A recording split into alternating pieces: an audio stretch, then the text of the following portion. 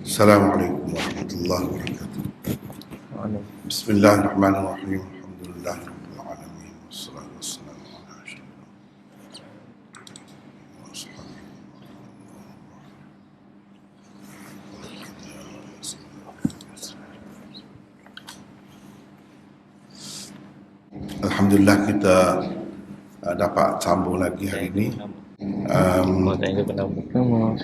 Kaedah 89 yang terhenti di tengah jalan kemarin.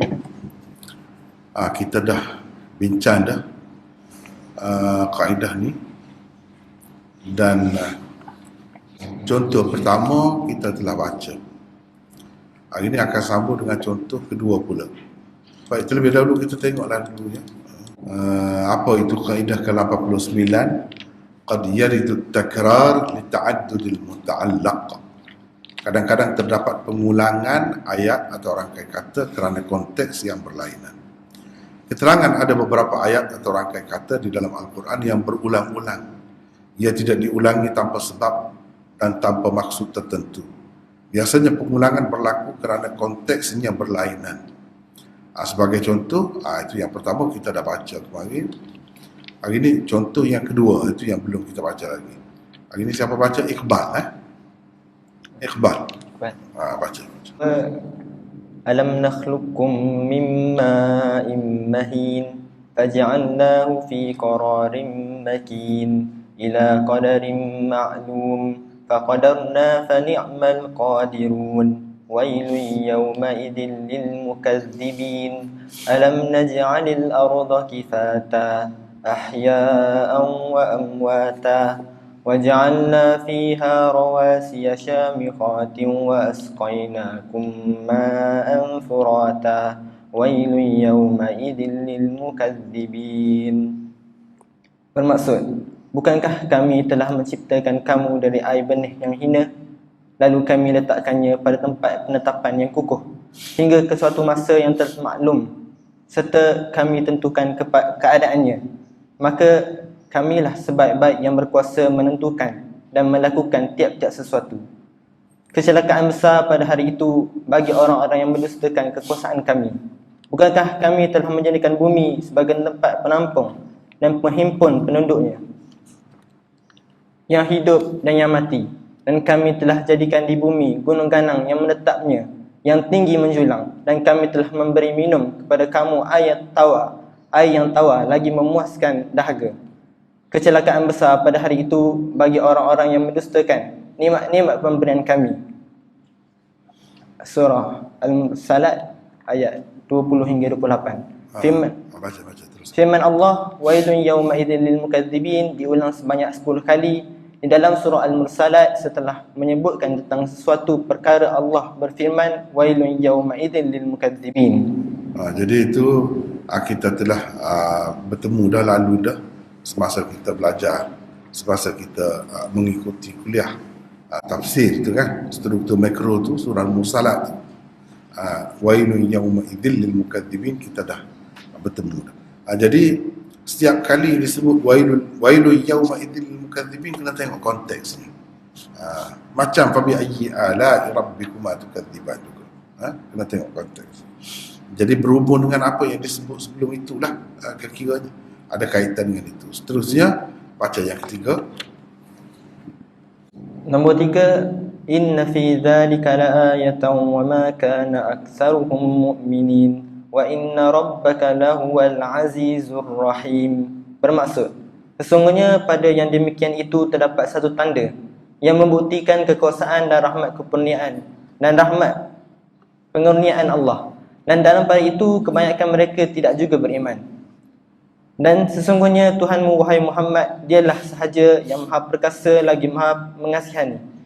2 potong ayat di atas diulang pada 8 tempat di dalam surah Asy-Syu'ara setelah dikemukakan tentang sesuatu perkara yang menunjukkan kekuasaan Allah dan atau azabnya yang telah menimpa golongan manusia tertentu yang derhaka.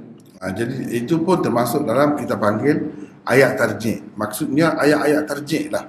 Di sini kita kena tengok konteksnya. Berkenaan dengan apa yang dikatakan begitu tu.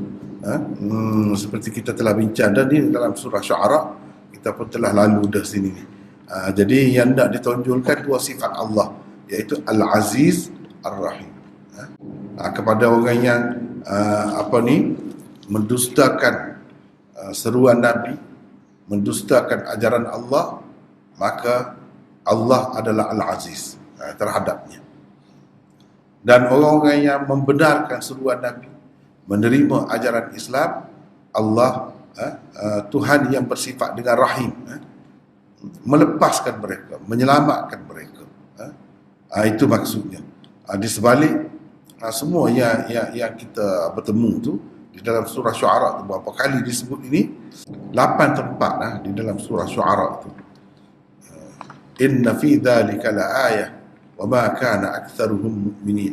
Jadi ayah di sini maknanya dalil, bukti, bukti kekuasaan Allah, keperkasaan Allah, dan bukti kerahiman Allah itu, bukti penyayangnya Allah itu, betapa Allah sayang kepada hamba-Nya. Tetapi dua sifat ini berperanan dalam membinasakan sifat Al-Aziz itu berperanan, dalam menyelamatkan sifat Ar-Rahim itu yang berperanan. Itu maksudnya. Lepas tu dia sifat Aziz itu berkait dengan cerita apa? Kalau cerita Nuh lah. Kalau cerita Nabi Hud lah. Kalau cerita Nabi Saleh lah. Dia berkenaan dengan yang disebut sebelum itu. Bukan dua ayat dia berkait dengan satu peristiwa sahaja, tidak. Dia berkait dengan peristiwa yang berbeza-beza yang disebut sebelum itu sebagai dalil tarikhi. Kita panggil dalil tarikhi. Yang kebinasaan kaum Nuh, yang selamatnya, yang pengikut dia, yang setia, yang membenarkan ajarannya. Bagaimana kaum Ad, bagaimana kaum Thamud, bagaimana kaum Nabi Syuaib, bagaimana kaum Fir'aun. Itu semua tu dia ayat inilah yang diulang. Ayat ini yang diulang. Jadi ayat ini berkait dengan masing-masing yang tersebut sebelumnya. Itu maksudnya konteks itu. Konteks itu. Jadi Allah Al-Aziz sehingga dia menenggelamkan Fir'aun dan pengikut-pengikutnya. Allah Ar-Rahim sehingga dia menyelamatkan Nabi Musa dan Bani Israel. Dalam peristiwa Nabi Musa. Allah Al-Aziz, dialah yang menenggelamkan orang-orang yang mendustakan ajaran seruan Nabi Nuh. Allah Ar-Rahim, dialah yang menyelamatkan orang-orang yang mengikut Nabi Nuh. Itulah dia kait dengan apa yang tersebut sebelumnya. Begitu juga dengan yang lain-lain. Baik, kita dah habis nota 14 ni, sambung nota 15. Nota 15 mengandungi beberapa kaedah, bermula daripada kaedah 90 90. Banyak dah ni 90 ni. Kalau ingat ni dalam kepala ni, mahir betul. Kalau ingat betul lah, ni gunanya begini guna. Ni yang ke 90 ni. Nak habis dah ni. Dia 100 lebih. Jadi kaedah yang ke 90, tengok situ. Qad yaridul khitab bisyai' fil Quran ala i'tiqad al-mukhatab duna ma fi nafsil amr. Kaedah ni memang dia macam ta'rif lah. Reka-reka. Padat kadang-kadang nak faham tu pun sulit. Perbicaraan tentang sesuatu di dalam Al-Quran kadang-kadang berdasarkan kepercayaan orang yang dihadap cakap. Bukan berdasarkan kenyataan yang sebenar. Ini antara benda yang kita kena faham. Kenapa Tuhan kata begitu? Adakah itu betul? Mungkin kita berasa, adakah itu betul? Macam Tuhan terima? Tidak. Dia cerita tu mengikut anggapan orang, mengikut kepercayaan orang yang ditujukan ayat itu, ataupun diceritakan tentangnya. Orang tu percaya begitu. Kepercayaan tu salah, Tuhan tidak terima. Jadi kita jangan ingat apa yang disebut itu maknanya pengesahan daripada Tuhan. Betul. Bila Fir'aun kata ana rabbukumul a'la, jadi betul lah. Dia nak ceritanya apa yang Fir'aun kata, apa yang Fir'aun dakwa. Bukan nak mengesahkan. Apa kata Fir'aun, apa anggapan dia, kepercayaan dia. Begitulah. Itu salah. Yang dia anggap begitu tu, yang dia percaya begitu tu salah. Jadi Tuhan semata-mata cerita apa yang dia cakap, apa yang dia kata. Itu antara benda yang kita kena faham juga. Jangan kita kata memang begitu. Misalnya inna kaidakunna azim. Tipu daya kamu orang perempuan ni memang dahsyat. Jadi adakah Allah kata itu dalam Quran? Betul Allah kata, tapi dia melalui keluar daripada mulut suami Zulaikha tu bukan nak cerita Allah mengangkat orang perempuan itu tipu daya dia dahsyat. Bukan. Benda-benda macam ni kita kena perhati. Kalau tidak jadi salah sangka pula. Yang tidak dikehendaki kita anggap begitu Allah kehendaki. Lepas tu kita mula ragu terhadap Quran itu. Sebab apa? Kita tengok lelaki lebih dahsyat lagi tipu daya dia, hendak dia, politik dia, macam-macam dia buat kan. Kenapa perempuan ni? Jadi yang disebut itu bukan Allah menukilkan kata-kata orang tu. Bila dia tengok isteri dia tu sampai begitu sekali. Jadi dia keluarlah kata-kata tu. Jadi kita kena faham benda-benda begini. Keterangan Al-Quran kadang-kadang berbicara sesuai dengan apa yang dipercayai orang yang dihadap cakap. Mana orang yang dituju, kalau kafir Quraisy itulah maksud orang yang dihadap cakap. Walaupun kedudukan sebenar dan kenyataan bercanggah dengannya. Antara contohnya ialah beberapa firman Allah di bawah ini. Baca situ Iqbal. 1.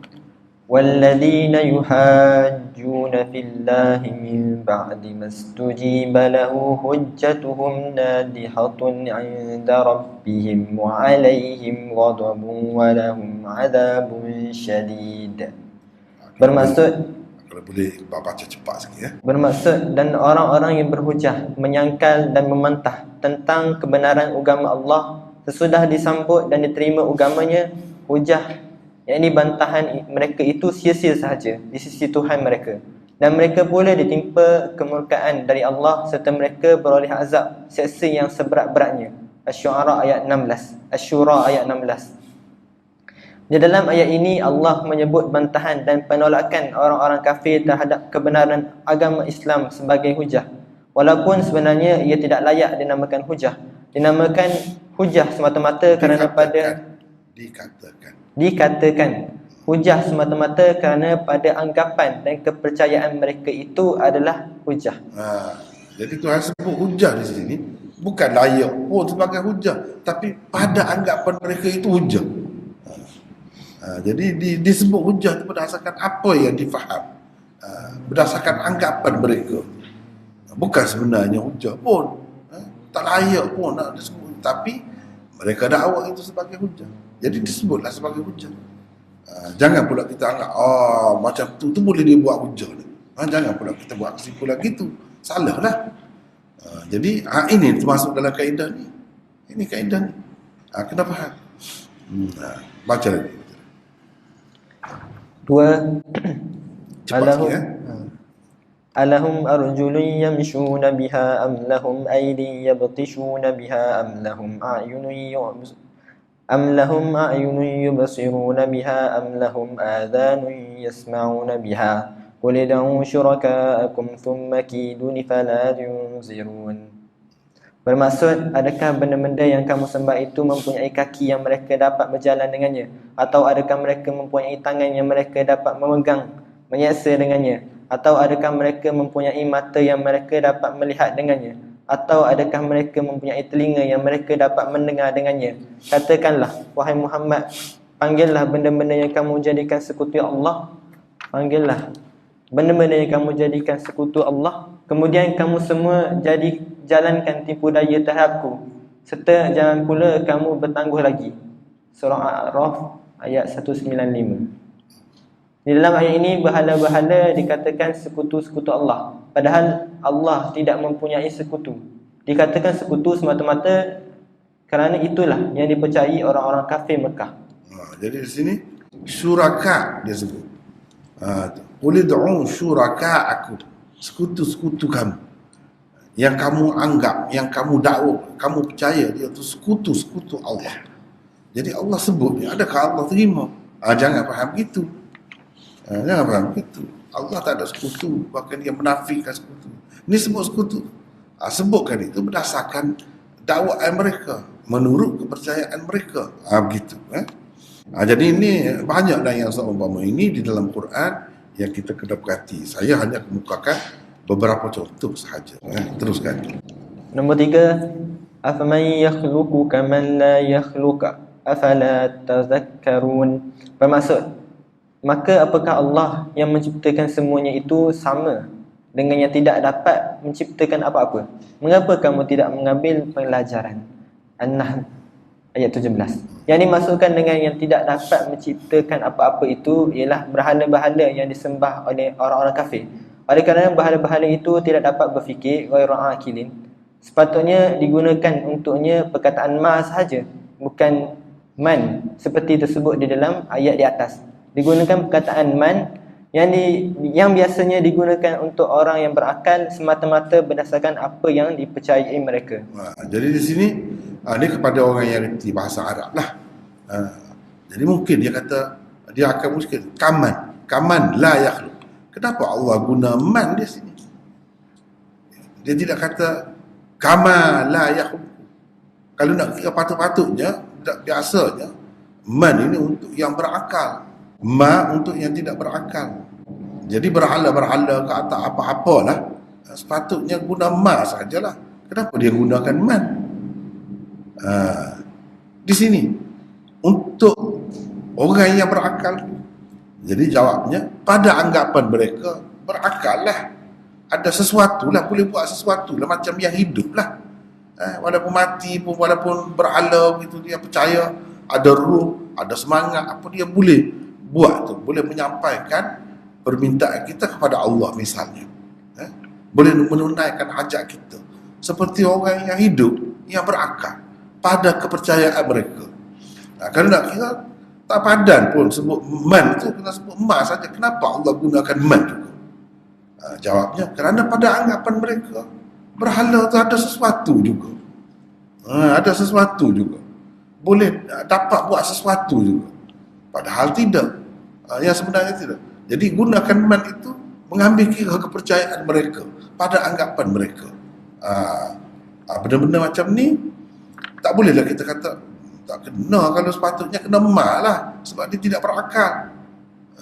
Tidak, dalam kepercayaan mereka tu macam mana? Dalam kepercayaan mereka, keadaannya seperti orang yang hidup, seperti yang berakal.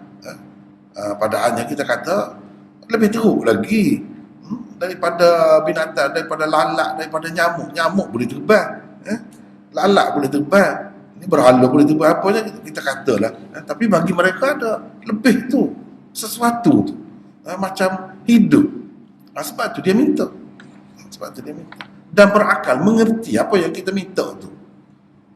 Itu sebab tu digunakan man. Sebab ada beza antara man dengan ma itu. Man dengan ma. Kenapa Allah gunakan man? Jawabnya, mengambil kira kepercayaan mereka. Bukan nak suruh orang Islam tu percaya seperti mereka, ada sesuatu, mereka faham, mereka mengerti, mereka dengar, mereka dapat menunaikan hajat. Bukan begitu. Seterusnya yang keempat, baca lagi. 4. Zuq innaka antal azizul karim. Bermaksud, serta dikatakan kepadanya secara mengejek, rasalah azab seksa, sesungguhnya engkau adalah orang yang berpengaruh dan terhormat dalam kalangan masyarakatmu. Ad-Dukhan ayat 49. Berdasarkan siyak dan sibak bagi ayat ini, sifat mulia yang tersebut di dalamnya bukanlah untuk memuji dan memuliakan orang yang dihadap cakap. Sebaliknya, ia adalah suatu penghinaan dan ejekan terhadapnya. Dua sifat tersebut juga disebut untuknya berdasarkan kepercayaan dan anggapan masyarakatnya semata-mata semasa hidup di dunia dahulu. Jadi dalam ayat ni, Zuq innaka antal azizul karim. Jadi tempat yang saya garis ni, adakah sebenarnya di sisi Allah orang berkenaan itu yang diseksa tu, sedangkan dia musuh Nabi, musuh Islam semasa hidupnya? Ni cerita dalam neraka. Tuhan suruh dia rasa azab. Adakah di sisi Tuhan dia tu orang yang mulia, orang yang terhormat? Tidak. Tapi kenapa sebut Al-Azizul Karim? Sebut tu berdasarkan dia tu berasa dia terhormat. Kerana dihormat, dimuliakan oleh masyarakat dia. Jadi dia ambil kira dahulu, semasa hidup di dunia dahulu. Jadi apabila duduk dalam neraka tu, dia tahulah adakah orang terhormat diletak di situ. Jadi bila sebut, rasalah kau kan, kita kata kau kan orang terhormat, orang yang dimuliakan, itu dia rasa pedih lagi. Dan kena saya rasa kena perli pula. Dan dia merasa teruk lah. Aku terpedaya, tertipu dengan diri aku sendiri rupanya. Selama ni aku tidak begitu. Sekarang ni baru nyata aku sebenarnya hina, bukan seorang yang mulia. Jadi walaupun sebut apa nama ni Aziz, sebut Karim, bukan makna sebenar yang digunakan. Itu makna ejekan sebenarnya, makna sebaliknya yang digunakan. Seperti saya rasa orang kita pun guna juga, orang tua, orang perempuan, kalau dia budak-budak lepas mandi tu kan, lepas dia mandi kan, budak-budak bayi tu dia angkat, dia buat gitu kan. Dia sebut budak uduh ni, kata dia. Budak uduh ni. Uduh sungguh ke maksudnya? Tidak. Dia cakap bahasa sebalik.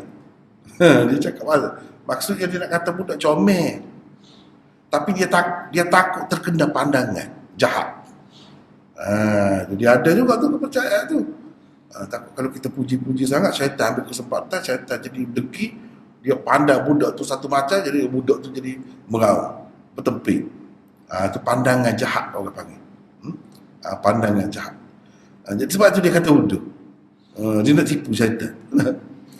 Jadi syaitan kata dia tidak puji, dia keji budak, padahal dia cakap sebalik. Gitu. Kan ada biasa kan? Biasa-biasa dengar kalau perempuan, dia kata gitu, budak-budak ni, tapi macam budak-budak sambil-sambil sium, sambil-sambil sayang. Kalau budak sungguh tak buat gitu. Dia cakap terbalik tu. Cakap terbalik. Jadi sama juga sini. Ini bukan maksud Aziz, bukan maksud Karim. Walaupun sebut Karim. Kalau mengambil kira di dunia dahulu, memang orang anggap dia tu begitu. Dan dia pun dia berasa memang mulia, dia terhormat. Bila dalam neraka, baru tahu dia sebenarnya. Sebut mulia apa, hakikatnya tidak mulia. Dia berasa lagi terhina. Itu cerita dia.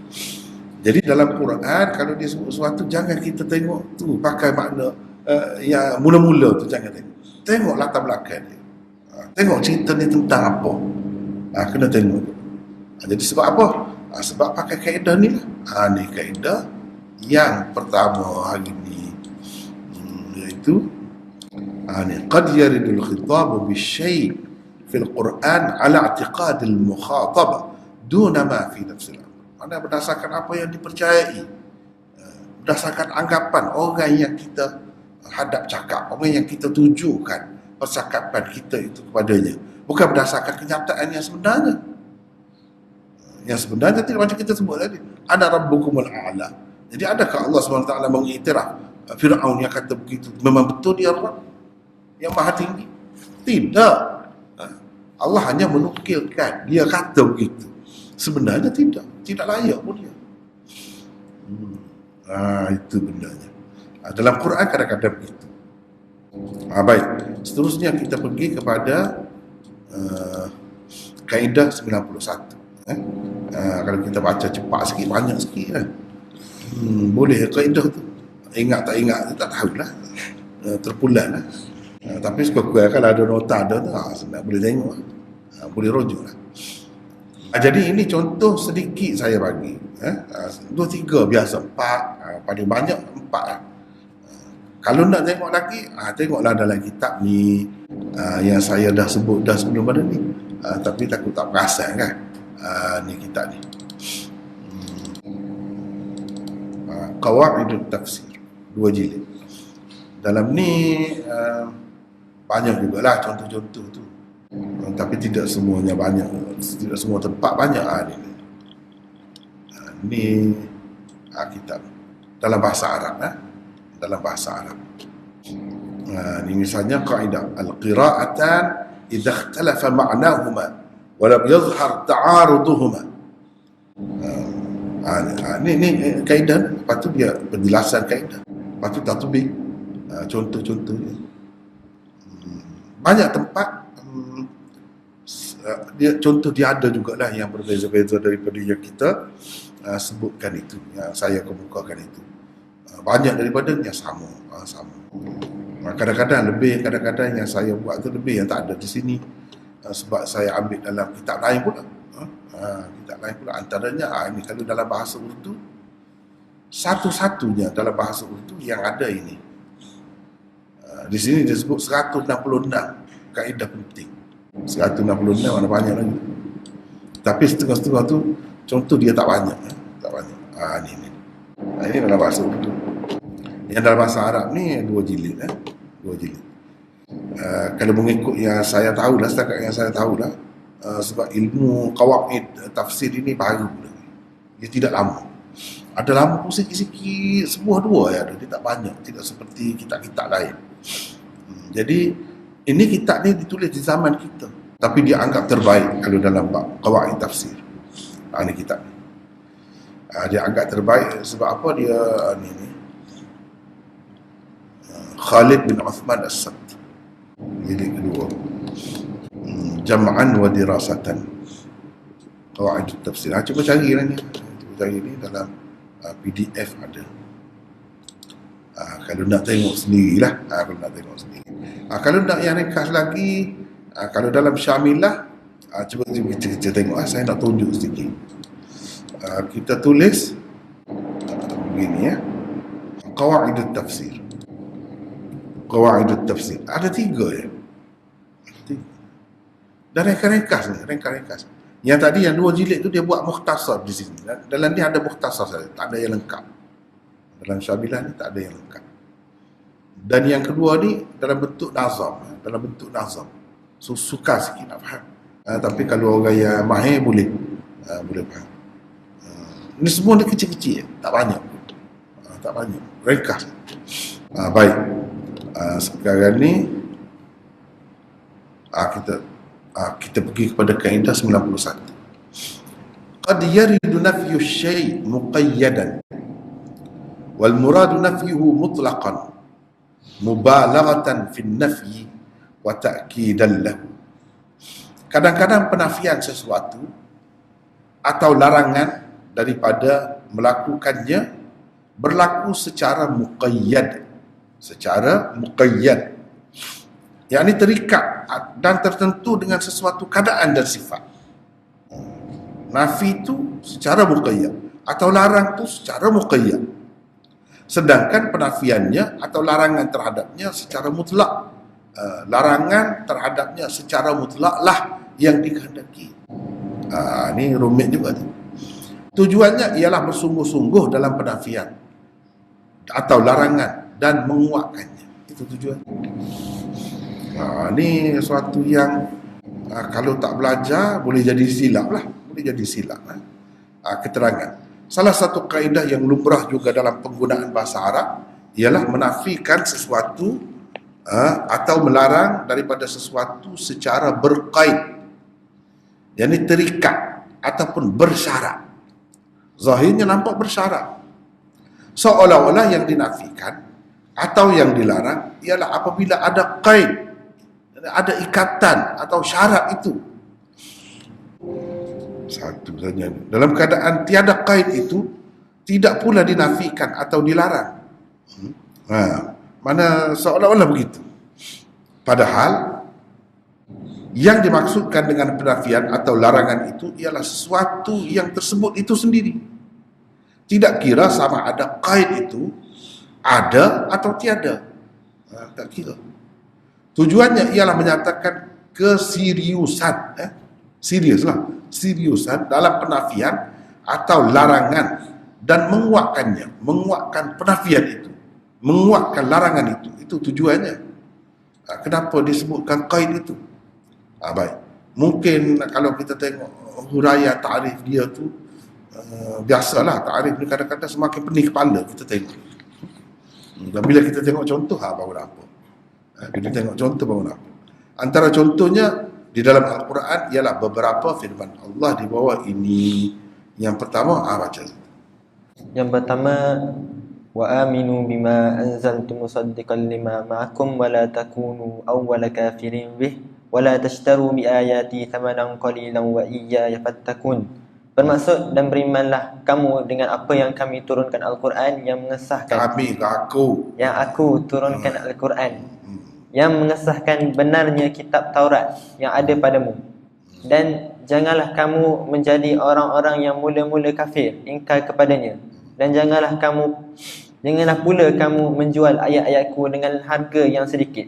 Dan hanya kepada akulah kamu harus bertakwa. Al-Baqarah ayat 41. Pada zahirnya, larangan daripada menjadi orang-orang yang kafir kepada Al-Quran di dalam firman Allah ini adalah dengan qaid, ikatan atau syarat. Mula-mula kafir ingkar kepadanya. Bukan larangan daripada kafir kemudian atau selepas orang-orang lain. Padahal yang dilarang bukan mula-mula kafir sahaja, bahkan kafir selepas orang-orang lain juga. Larangan yang dimaksudkan adalah mutlak, tidak kira sebelum orang-orang lain atau selepas orang-orang lain. Tujuan dikemukakan larangan dalam bentuk seperti ini ialah untuk menyatakan keseriusan dalam larangan dan untuk menguatkan larangan semata-mata. Cuba tengok dia contoh. Percayalah kepada apa yang aku telah turunkan. Apa yang aku telah turunkan, yakni Al-Quran, yang membenarkan atau yang mengesahkan kitab yang ada padamu, yakni kitab Taurat. Lepas tu, dan janganlah kamu menjadi orang yang mula-mula kafir kepadanya. Wala takunu awwala kafirin bih. Jadi larangan tu zahirnya nampak larangan daripada mula-mula jadi kafir. Mana kalau nombor 2 tak apa. Begitu soalannya. Kalau lepas-lepas orang lain tak apa. Adakah begitu maksud? Tidak. Itu makna berkait itu. Jangan jadi orang yang mula-mula kafir. Mula-mula. Jadi dia kata jangan jadi kafir terhadapnya. Jangan jadi orang yang mula-mula jadi kafir terhadapnya. Kenapa begitu? Maknanya tak patutlah kamu tu ahli kitab, sepatut kamu lebih tahu daripada orang lain. Janganlah pula kamu lebih dulu pada orang lain jadi kafir terhadapnya. Teruklah kalau macam tu. Itu maksudnya. Gitu. Seperti kita ni yang belajar agama, yang belajar Quran, janganlah kita ni nombor 1, janganlah kita ni mula-mula sebelum orang lain tu buat. Gitu. Maksudnya teruk cerita. Kalau mula-mula, bukan bermakna kalau yang kedua selepas orang lain tak jadi masalah, tak apa, tak salah. Bukan. Maksud tu larang daripada jadi kafir secara mutlak. Walaupun ada kait mula-mula tu.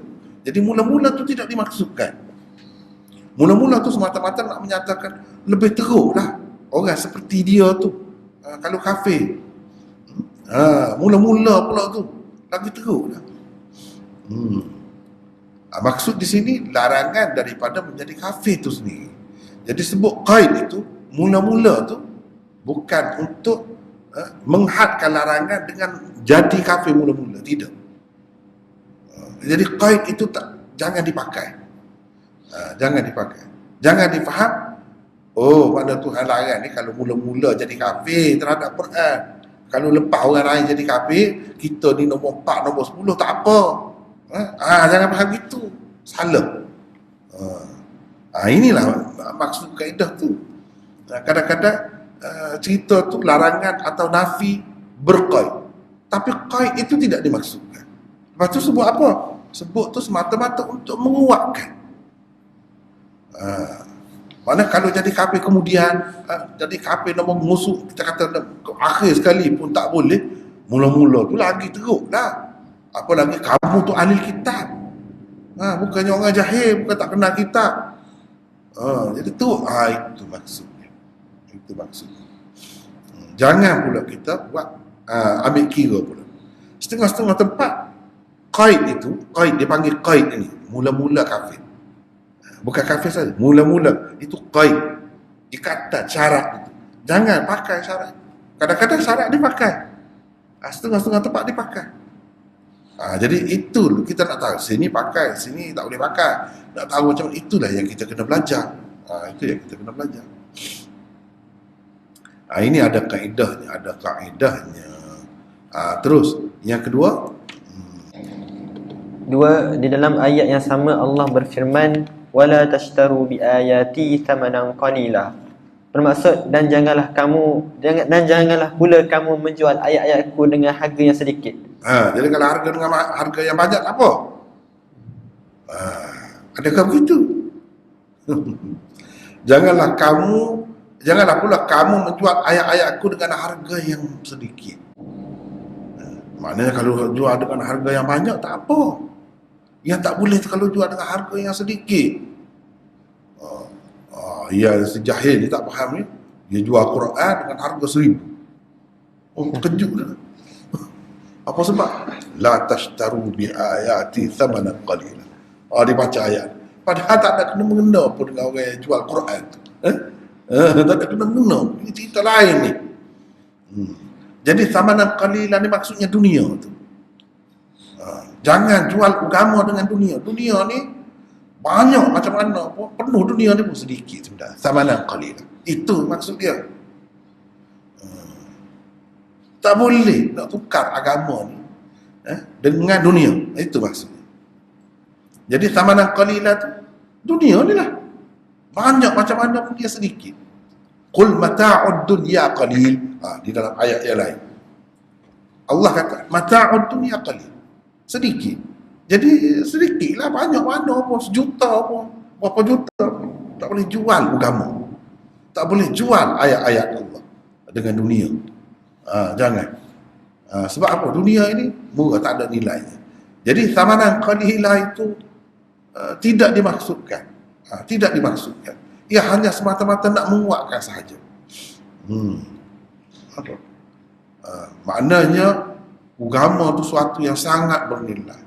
Tak boleh nak jual beli. Kalau lebih mahal lagi daripada dunia ni pun tak boleh. Usah ke dunia sahaja. Usah ke di 1,200 sahaja. Lagilah tak patut. Usah kerana nak pangkat, nak kedudukan, nak jawatan, kita sanggup jual agama. Jual agama tu luaslah. Jual agama tu tak cerita yang sebenarnya, menyembunyikan hakikat yang sebenarnya, ikut kehendak pemerintah, ikut kehendak ketua kita walaupun bercanggah dengan Al-Quran. Itu jual lah tu. Itu maksudnya, bukan jual Quran tu. Jadi jual Quran tak boleh, kena mahal. Sebab apa? Ni harga murah tak boleh. Ni ayat ni. Jangan macam tu. Dengan ini thamanan qalila, ni qaid.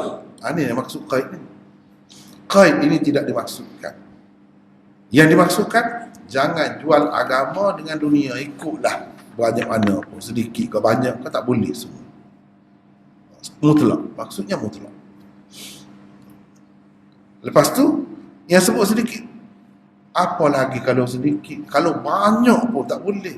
Nak tukar agama ni dengan harta yang lebih banyak lagi daripada dunia. Apatah lagi kalau sedikit. Tentu sekali yang kamu jual tu, jawatan atau pangkat atau kedudukan yang kamu nak tu, bukan nilainya seluruh dunia. Kalau dunia ni pun, seluruh dunia ni pun sedikit. Apa lagi itu? Nak jawatan, nak gaji mahal sikit je.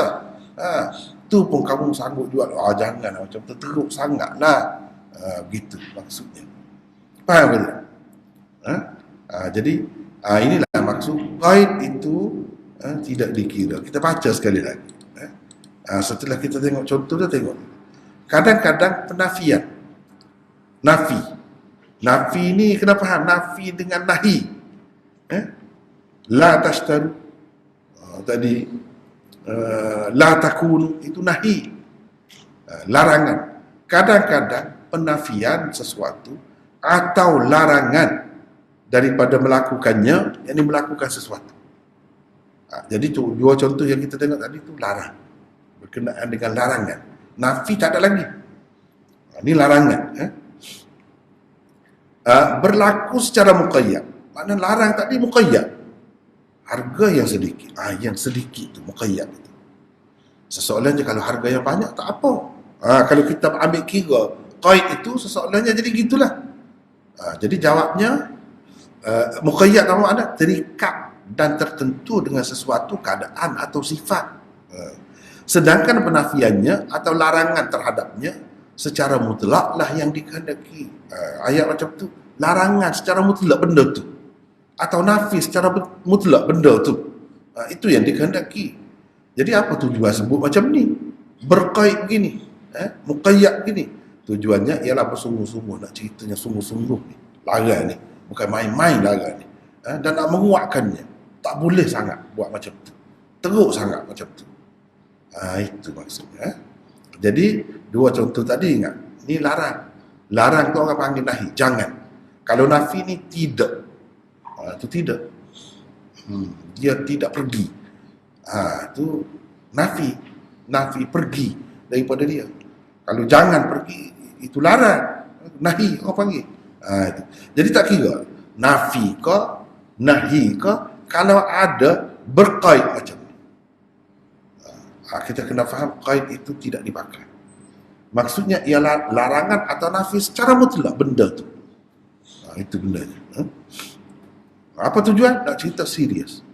Orang yang bercakap tu serius, dia tidak main-main, sungguh-sungguh. Dan nak menguatkan lagi, mana teruk sangat kalau buat begitu.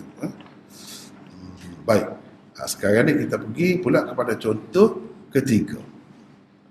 Itu dia. Ini contoh nafi. Contoh nafi. Tadi contoh nahi, larang. Ni contoh nafi. Baca pula. Atas tu sekali pandang tu tak baca. Mana? Tak baca lagi? Baca. Sekali pandang fenomena Allah ini tidak melarang daripada menjual ayat-ayatnya kalau dengan harga yang banyak. Yang dilarang hanyalah kalau dijual dengan harga yang sedikit. Padahal larangan Allah ini mutlak, tidak terikat dengan sedikit ataupun banyak. Tidak terkait. Macam boleh Tidak terkait dengan sedikit ataupun banyak.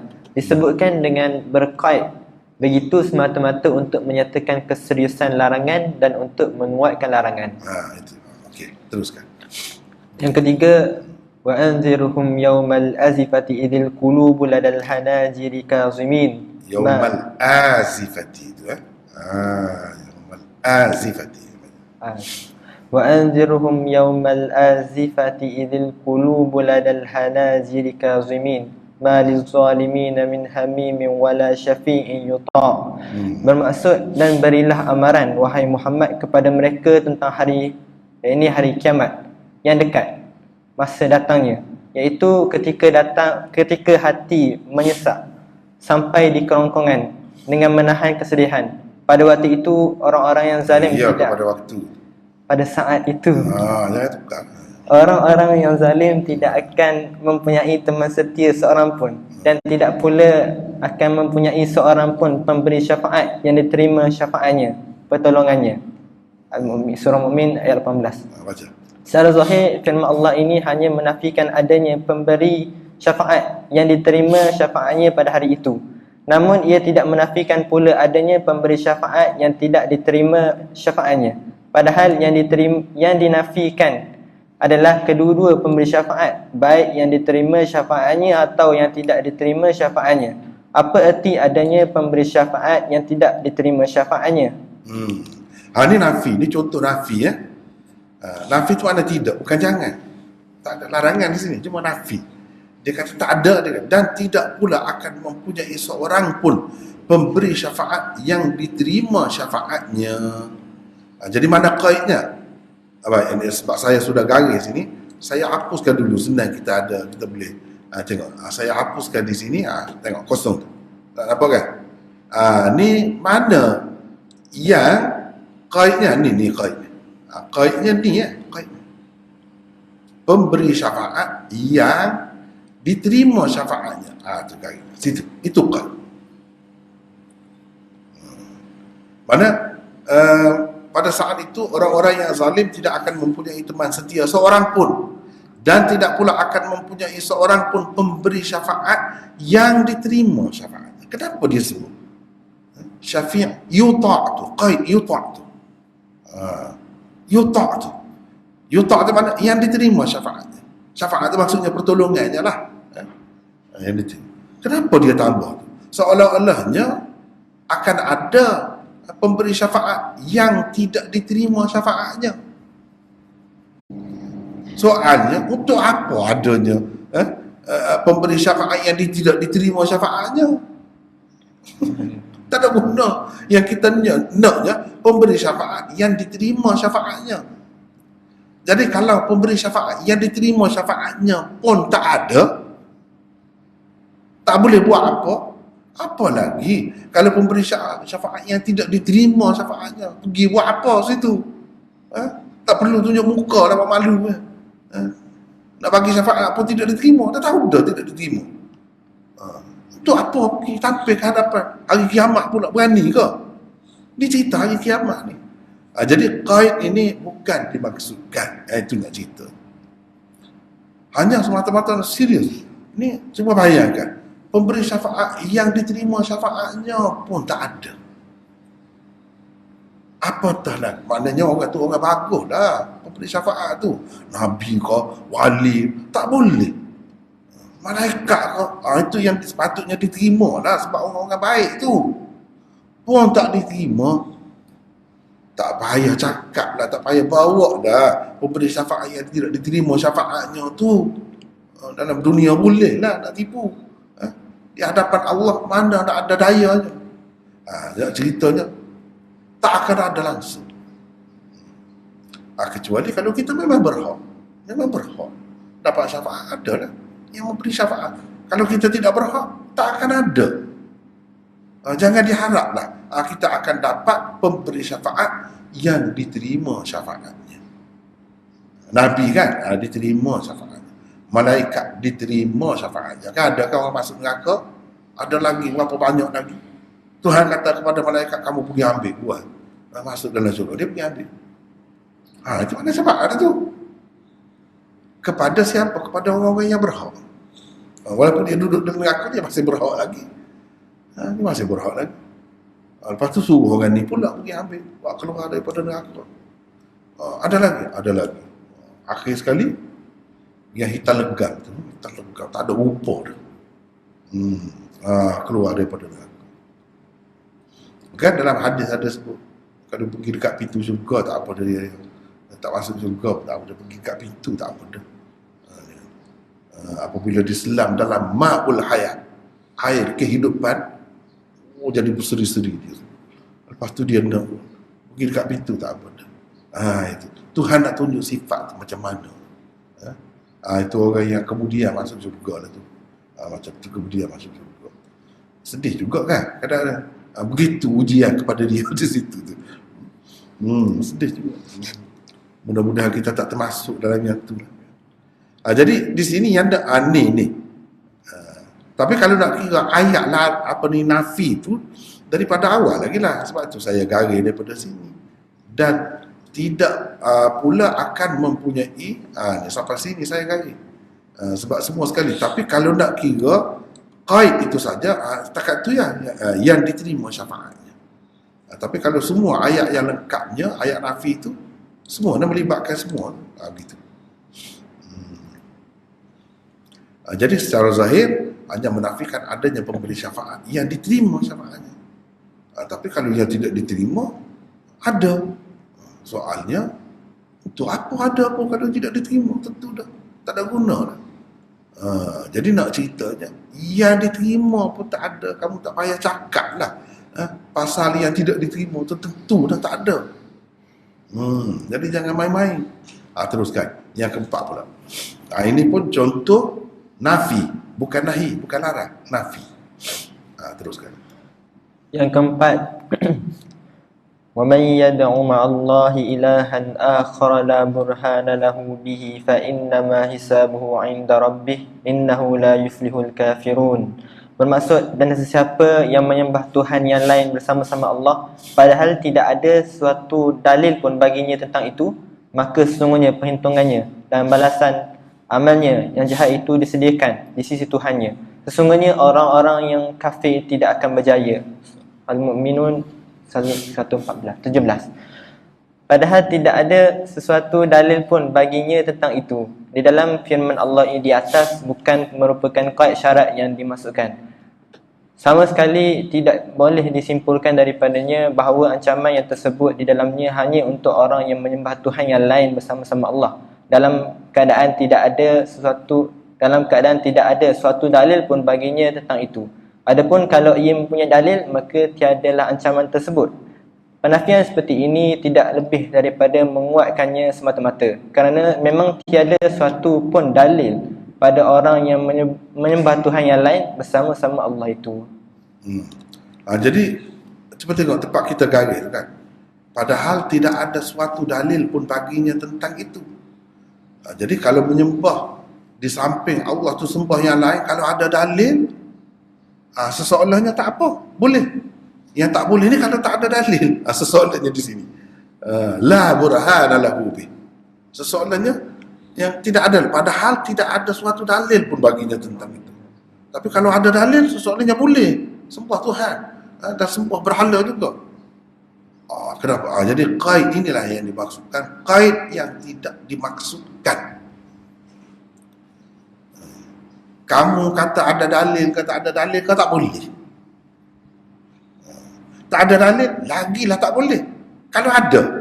Kamu kata, itu pun pada kamu dalil. Sebenarnya bukan dalil pun. Faham ke tidak? Caranya begitu. Caranya begitu. Banyak lagi dalam Quran yang seumpama ini. Wala tukrihu fatayatikum 'alal bigha in aradna tahassunan litabtaghu 'aradal hayatid dunya. Contohnya, jangan kamu paksa hamba-hamba perempuan kamu menjadi pelacur, melacurkan diri jika mereka mahu menyucikan diri mereka. Jadi makna larangan itu kalau mereka nak menyuci, mereka tak mahu. Baik, kalau mereka mahu, bolehkah? Itu qaid. Itu qaid. Qaid itu tidak dimaksudkan. Qaid itu nak cerita kalau mereka tak mahu lagi lah. Kalau mereka mahu pun tak boleh. Kalau mereka tak mahu lagi lah teruk, kamu nak paksa. Tak ada hati, perut ke kamu? Orang tak mahu, budak-budak perempuan tak mahu jadi pelacur, kamu paksa dia. Kamu jadi ibu, orang panggil ibu ayam ke apa ayam ke, yang melacurkan apa nama dia, gadis-gadis itu. Masa tu hamba-hamba di zaman Nabi SAW. Masa lain pun sama lah. Orang tak mahu, lagilah tak patut. Kalau mahu pun benda tak bagus ni tak boleh. Banyak yang seumpama ni di dalam Quran itu kena berhati-hati. Jangan kita ingat qaid itu makna sebaliknya tak apalah. Bukan. Di sini pun sama. Maknanya orang-orang kafir yang syirik itu dia tak ada dalil sebenarnya. Kalau ada dalil pun tak boleh. Sebenarnya bukan dalil pun. Apatah lagi tak ada dalil. Kalau dia kata ada dalil, sebenarnya bukan dalil. Kamu tak faham apa itu dalil. Itu. Kalau nak guna dalil akli, biar dalil akli betul. Kalau nak guna dalil afaqi, guna biar betul. Tak ada dalil. Jadi afaman yakhluqu kama la yakhluqu. Misalnya. Itu dalil tak ada tu. Adakah sama orang yang menciptakan, yang boleh menciptakan dengan yang tidak boleh? Tak sama. Jadi macam mana nak sama-sama sembahnya? Apa dia buat? Aruni madza khalaqal ladzina min duni. Cuba tunjuk kepada aku. Apa yang berhala tu yang kamu sembah tu buat? Apa?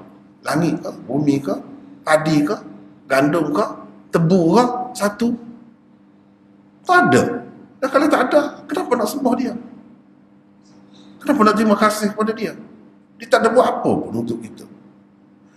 Itu. Jadi tak ada bukti, tak ada dalil. Tak ada dalil. Jadi sebut la burhana lahu bih ini qaid yang tidak dimaksudkan. Itu. Untuk apa disebutkan? Untuk menyatakan serius. Satu. Yang kedua, untuk menguatkan. Tak ada dalil, tak boleh. Kalau ada dalil pun tak boleh. Sebab benda tak betul. Dan sebenarnya bukan dalil pun itu. Bukan burhan. Dalil ni biasa. Burhan lagi kuat lagi. Nak kata dalil pun tak boleh. Usah ke burhan. Langsung tak ada. Baik, habislah di situ. Kita masuk ke kaedah 92 pula setakat tu lalu. Allah. Wa akhiru da'wana. Alhamdulillah. Assalamualaikum warahmatullahi wabarakatuh.